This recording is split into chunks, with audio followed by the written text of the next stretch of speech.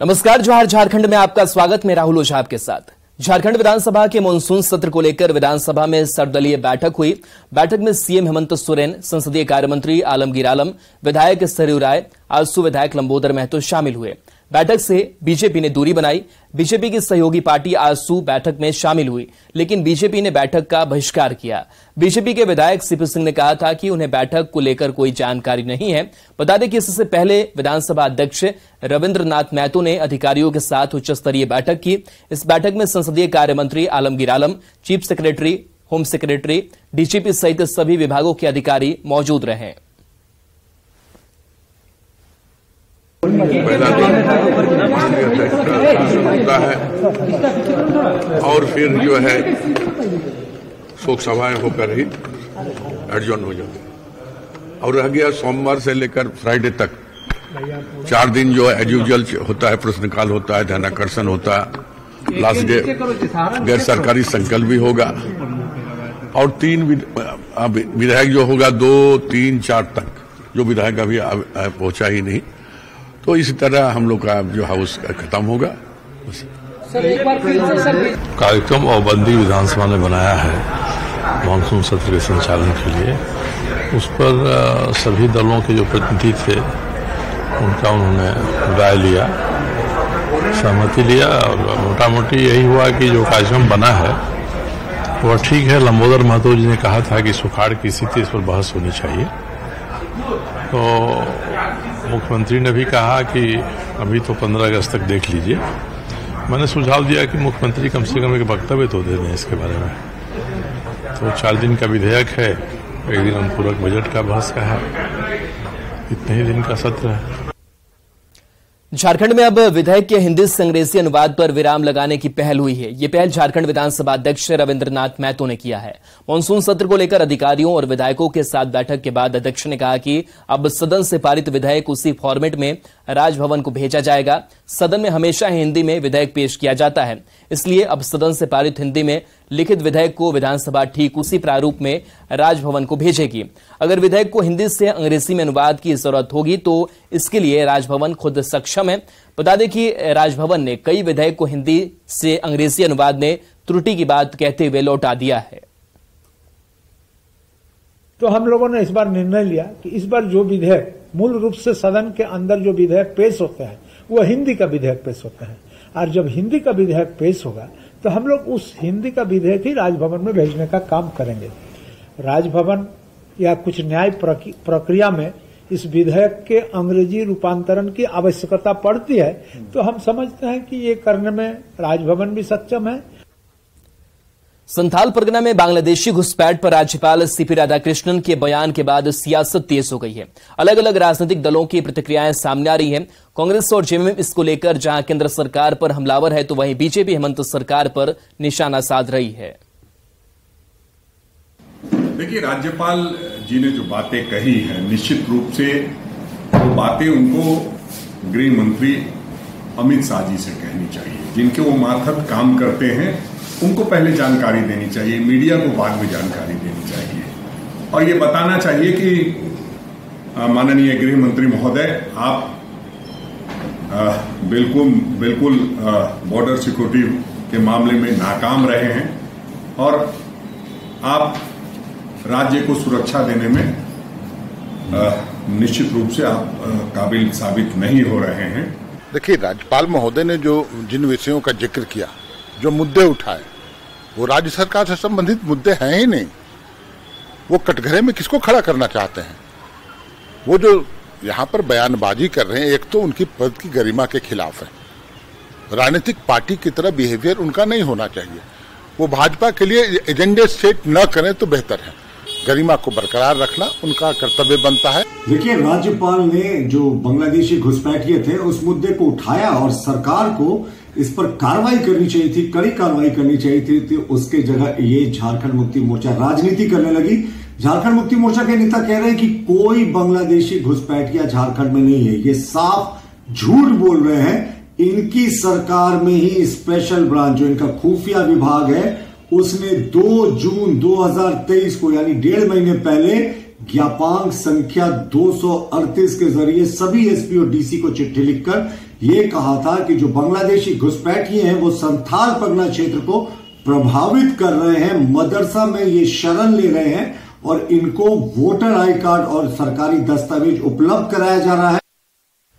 झारखंड के सरकारी स्कूलों और कॉलेजों की लाइब्रेरी में जेएमएम अध्यक्ष शिबू सोरेन पर लिखित 3 पुस्तकें रुकी जाएंगी। इस पर सियासत गरमाती जा रही है। बीजेपी ने इस पर सवाल उठाए हैं तो कांग्रेस ने जोरदार पलटवार किया है।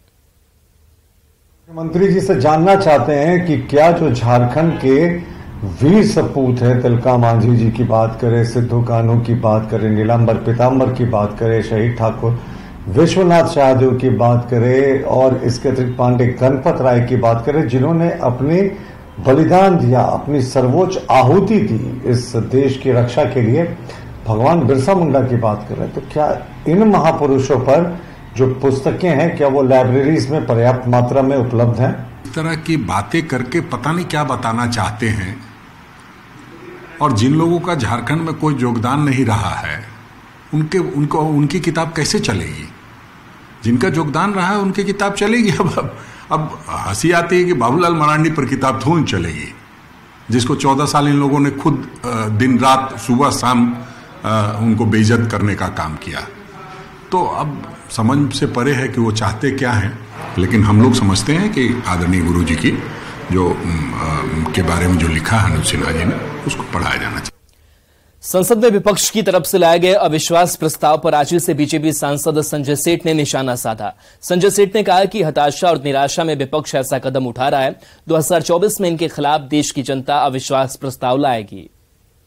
ये कि फ्रस्ट्रेशन है, और जैसा कल प्रधानमंत्री जी ने कहा और देश की जनता जान रही है कि यह ऐसा कमजोर विपक्ष, इतना फ्रस्ट्रेशन, विश्वास तो जनता कर रही है। 140 करोड़ जनता मोदी पे विश्वास कर रही है। हिंदुस्तान नहीं, पूरी दुनिया आज मोदी के काम पे, मोदी जी पे विश्वास कर रही है। गढ़वा सर्किट हाउस में जेएसएफसी अध्यक्ष हिमांशु शेखर चौधरी ने गढ़वा जिले के मुखिया से सीधा संवाद किया। इस मौके पर कई प्रखंडों की समस्याएं उभर कर सामने आई। कौडी के जयनगरा के 80 परिवार को मृत बताकर 7 साल से अनाज नहीं देने का मामला भी सामने आया। झारखंड राज्य खाद्य आयोग के अध्यक्ष हिमांशु शेखर चौधरी ने इस पर कड़ा एक्शन लेते हुए सभी परिवारों का नाम फिर से जोड़ने और 7 साल का बकाया राशन देने का निर्देश दिया। साथ ही मुस्तर परिवारों को अनाज नहीं मिलने की शिकायत पर भी जेएसएफसी अध्यक्ष ने उन सभी को अनाज देने का आदेश दिया। कई जगहों पर मोबाइल नेटवर्क की कमी के चलते राशन वितरण में परेशानी हो रही थी। इस पर भी जेएसएफसी अध्यक्ष ने कड़ा रुख दिखाया है और गढ़वा के डीसी को तकनीकी परेशानी दूर करके सबको राशन देने का सख्त निर्देश दिया। यहां से शिकायतें भी ज्यादा आती हैं क्योंकि यहां पर बहुत बड़ी मात्रा में लोगों की निर्भरता सरकार द्वारा उपलब्ध कराए गए अनाज पे है।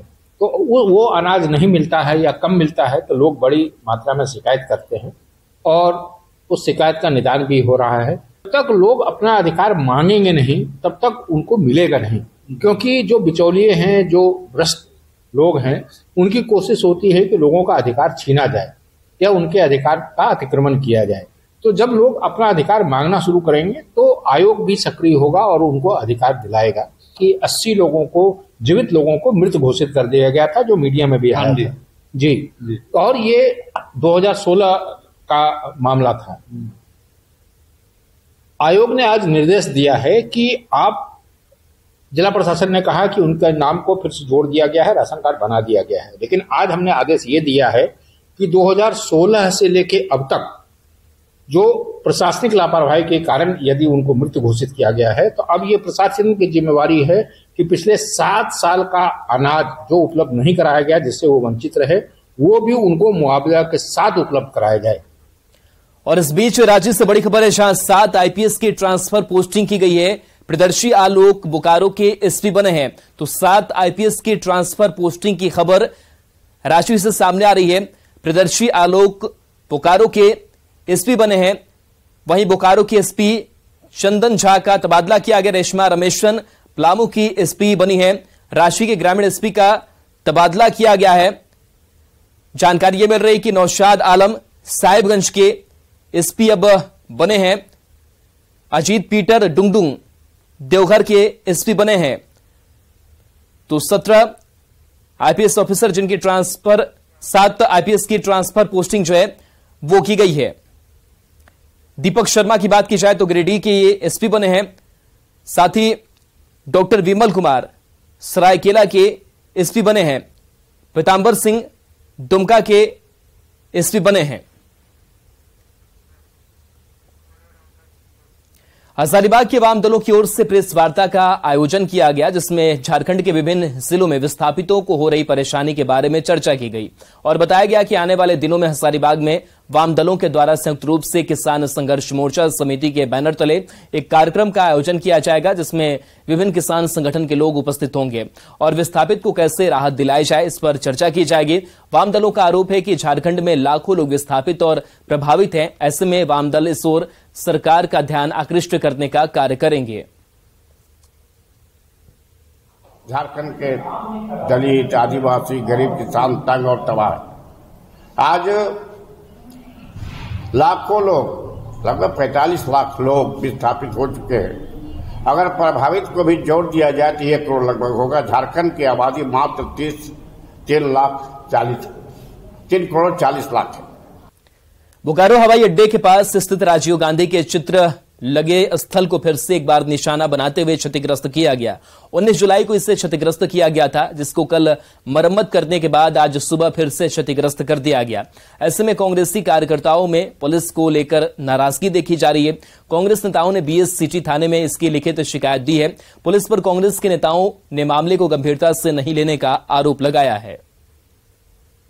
राजीव जी की प्रतिमा स्थल को पहली बार 19 जुलाई को क्षतिग्रस्त किया गया। हम लोगों को पूरा विश्वास था कि जिला प्रशासन द्वारा दोषी को गिरफ्तार कर उचित कार्रवाई किया जाएगा, परंतु अभी तक दोषी गिरफ्तार नहीं हुआ। दोषी को ढूंढा नहीं लोगों ने और जब उसको बनाया गया दोबारा फिर आज सुबह में उसको जेसीबी द्वारा क्षतिग्रस्त कर दिया गया। ये बहुत गंभीर विषय है, चिंता का विषय है।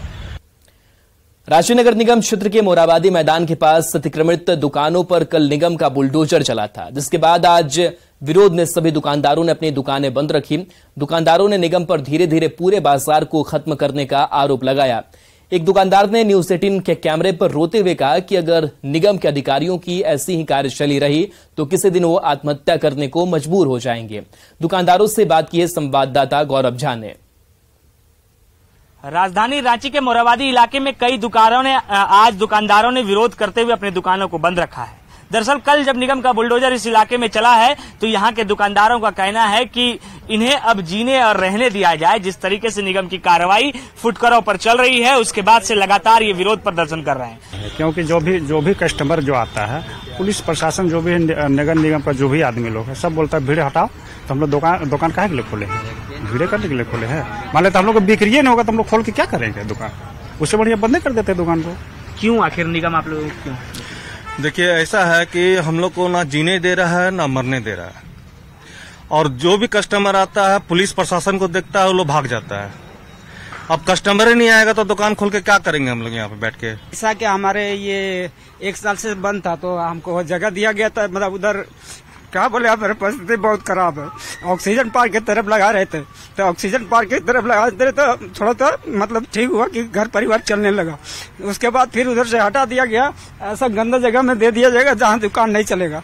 हम एक दिन दुकान खोले, 2000 का मेरा नुकसान हुआ, हम तब से बंद कर दिए। फिर 2 महीना हो रहा है, 2 महीना हो रहा है। उसके बाद आया परसों दिन उठाने के लिए, बोलता डायरेक्ट कि हम ले ही जाएंगे। हम बोले कि नहीं जाने देंगे। इसी में हम लोग को नगर निगम के साथ मतलब हाथापाई भी हो गया। अब्दुल सर थे, क्या पता नहीं क्या नाम है उनका, है ना, हाथापाई भी हो गया। हम बोले सर हमारे घर में खाने के लिए नहीं है, और वास्ता ही क्या, मैं तो बोल दिया कि हम जहर खा लेंगे, बहुत परिवार जहर दे देंगे रात को, है ना, फांसी लगा लेंगे, लेकिन कोई नहीं सुनवाई। के बाद से इन्होंने निर्णय लिया है कि अब इन दुकानों को फिलहाल यहाँ पर बंद रखा जाएगा। कैमरा पर्सन प्रभाकर के साथ गौरव झा, न्यूज 18 रांची। पलामू पुलिस ने 4 अपराधियों को हथियार के साथ गिरफ्तार किया है। तेहरसी थाना क्षेत्र के साहत गांव से इन अपराधियों को तब गिरफ्तार किया गया जब वो आपराधिक घटना को अंजाम देने की फिराक में थे। सूचना के आधार पर पुलिस ने इनको गिरफ्तार किया। गिरफ्तार अपराधियों के पास से पुलिस ने 2 देशी कट्टा और मोबाइल फोन बरामद किया है। गिरिडीह में मुहर्रम पर्व को देखते हुए जिला प्रशासन ने आज पुरानी पुलिस लाइन परिसर बरवाडी में मॉक ड्रिल किया। इस दौरान शहर में शांति व्यवस्था बनाए रखने के साथ उपद्रवियों से निपटने के लिए पुलिस ने आंसू गैस छोड़ने और उसे कंट्रोल करने की तैयारियों का प्रदर्शन किया। मॉक ड्रिल कार्यक्रम में हुड़दंगियों को कंट्रोल करने में लाठीचार्ज का भी अभ्यास किया गया। ये mock drill DSP Sanjay Rana और एसडीओ विशालदीप खालको की अगुवाई में संपन्न हुई।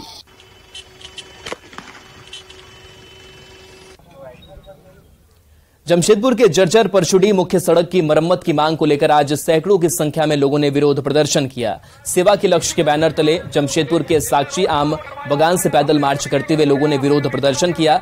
बता दें कि परचुड़ी सड़क काफी जर्जर स्थिति में है, जिसके कारण आम लोगों को आवागमन में काफी कठिनाइयों का सामना करना पड़ रहा है। बता दें कि इस सड़क की मरम्मती को लेकर 4 बार हस्ताक्षर आंदोलन भी चलाया गया, लेकिन इसके बावजूद कोई पहल नहीं होने पर आज पैदल मार्च करते हुए लोगों ने उपायुक्त को ज्ञापन सौंपा है।